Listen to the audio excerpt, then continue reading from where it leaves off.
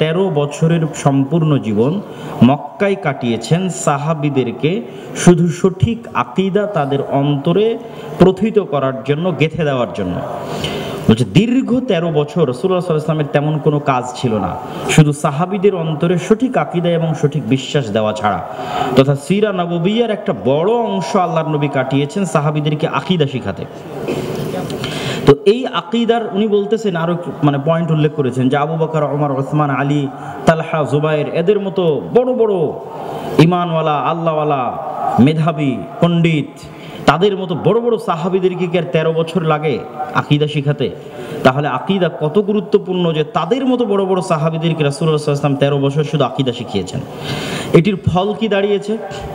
এটির উনি দুটো ফলাফল উদাহরণ হিসেবে তুলে ধরেছেন যে 13 বছর যাবৎ রাসূলুল্লাহ সাল্লাল্লাহু আলাইহি ওয়াসাল্লামের সাথে থেকে আকীদা শিক্ষার ফল কি।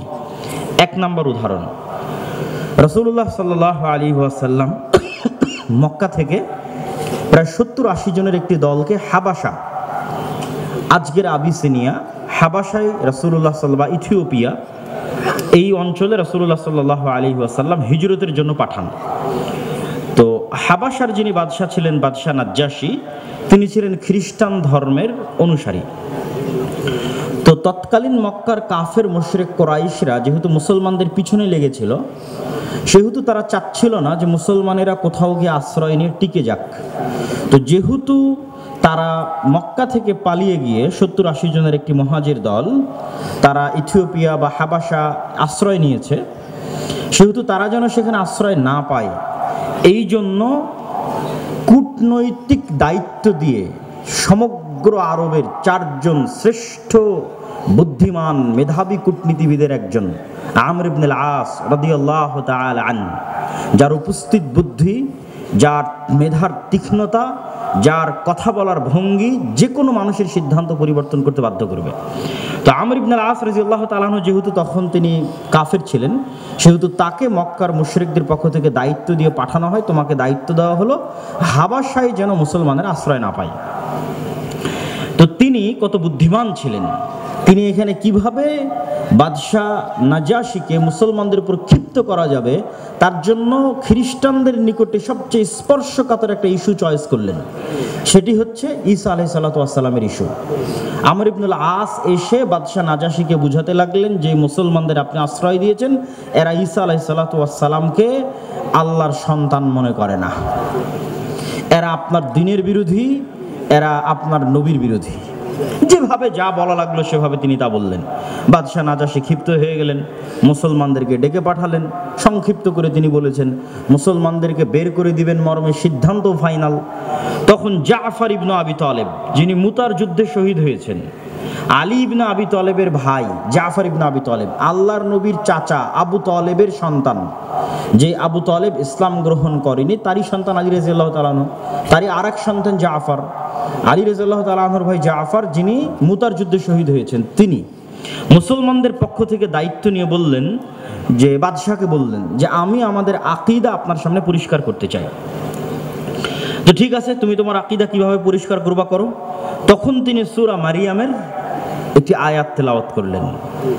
যদিও বাদশাহ নাজাশীর সামনে পুরো সূরা মারিয়াম পেশ করা হয়েছিল, কিন্তু তিনি নিজে তেলাওয়াত করতে লাগলেন সূরা মারিয়ামের আয়াত। সূরা মারিয়ামে আল্লাহ বলছেন যে ঈসা আলাইহিস সালাতু ওয়াস সালাম বলেন, ফাআশারাত ইলাইহি ক্বালু কাইফা নুকাল্লিমু মান কানা ফিল মাহদি সাবিয়্যা।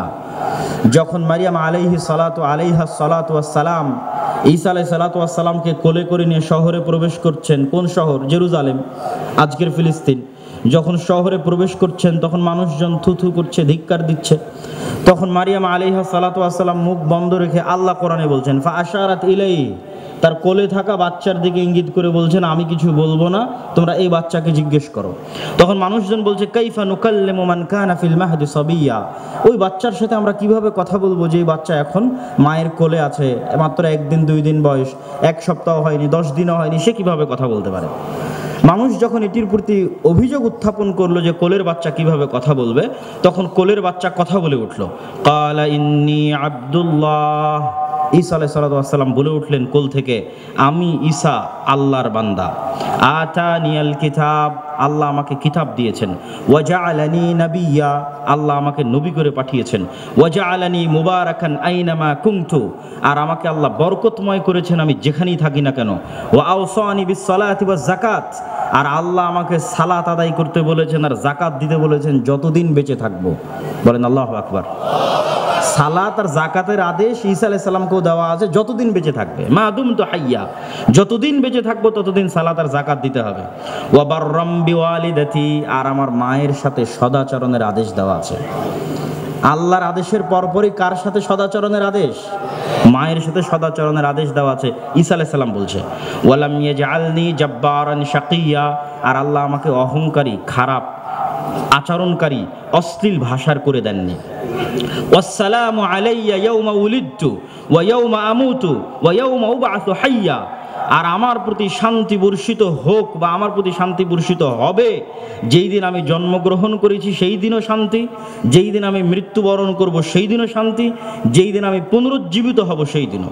যালিকা, আর এটি এবার আল্লাহ সুবহানাহু ওয়া তাআলা বলেন যালিকা ঈসা ইবনে মারইয়াম, আর ইনি হচ্ছেন ঈসা ইবনে মারইয়াম। মা কানা লিল্লাহি আন ইয়াত্তাখিযা মিন ওয়ালাদ, আর আল্লাহর জন্য শোভা পায় না যে আল্লাহ সুবহানাহু ওয়া তাআলা কাউকে তার সন্তান হিসেবে গ্রহণ করবেন। সুবহানাহু, আল্লাহ সুবহানাহু ওয়া তাআলা এই ধরনের গুণাগুণ থেকে মহা মহা পবিত্র যে আল্লাহ সুবহানাহু ওয়া তাআলা কাউকে সন্তান গ্রহণ করবেন। তবে ঈসা হলো কিভাবে?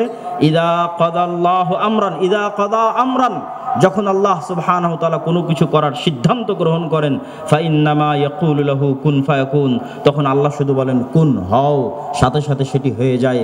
আল্লাহ আদেশ দিয়েছেন, ঈসা আলাইহিস সালাতু ওয়াস সালাম মারিয়াম আলাইহিস সালাতু ওয়াস সালামের পেটে চলে এসেছে আল্লাহ সন্তান গ্রহণ থেকে মহা পবিত্র। তো ধারাবাহিকভাবে সূরা মারিয়ামের আয়াত যখন তেলাওয়াত করতে লাগলো, তখন সিরায় এসেছে যে বাদশা নাজাশির দুই চোখ দিয়ে পানি পড়তেছে। তিনি দেখতে পাচ্ছেন পবিত্র কোরআনে মারিয়াম আলাইহিস সালাতু ওয়াস সালামকে কি সম্মানে সম্মানিত করা হয়েছে, ঈসা আলাইহিস সালাতু ওয়াস সালামকে কি সম্মানে সম্মানিত করা হয়েছে। পুরো সূরা মারিয়ামের অনুবাদ পড়লে আপনাদেরও আশ্চর্য হবেন যে আল্লাহ সুবহানাহু ওয়া তাআলা কিভাবে মারিয়াম আলাইহিস সালাতু ওয়াস সালামকে সম্মানিত করেছে।